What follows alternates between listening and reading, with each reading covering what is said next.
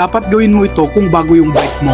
Number 1, magyabang ka. Ipagkalandakan mo sa buong mundo na bago yung bike mo. Kaya yan yung pinakamaganda. Number 2, huwag ka nang mag-brake bedding. Ito yung papakapitin mo muna yung material ng brake pads mo sa rotor. Adula amin, pagkabili mo ng bike, mag-ala Tokyo driftings ka na kaagad. Huwag mo nang isipin yung braking efficiency at stopping power. Ang mahalaga, mabilis ka. Wala nang iba. Number 3, mag-alis ng mga reflectorize. Alisin mo na ito agad at huwag mo nang ibabalik para hindi ka magmukhang beginner. Tandaan mo, siklista ka kaya ikaw ang batas sa kalsada. Hindi importante kung nakikita ka nila o hindi. Hayaan mo silang mag-adjust. Sila yung may ilaw eh. Number 4, mangutya at manghusga sa bike ng iba. Ngayon at bago yung bike mo, iparamdam mong luma na yung sa kanila. At pag may nakasabayan ka namang bumili ng bagong bike, siraan mo. Sabihin mong mas mahal at mas maganda yung bike mo. Ganyan kasi talaga ang tunay na siklista. Ang panghuli, number 5, mag-upgrade ka na kaagad. Huwag mo nang isipin yung gastos. Si mama at papa nang bahala doon. Sa ang mahalaga, makuha mo yung gusto mo kaagad. Kasi sabi mo nga, bike is life. Yan yung mga dapat hindi mo kalimutang gawin kung bago yung bike mo. Tandaan mo, walang silbi yung pakikisama kapag kinuha ka na ni Lord at magra-ride in paradise ka na.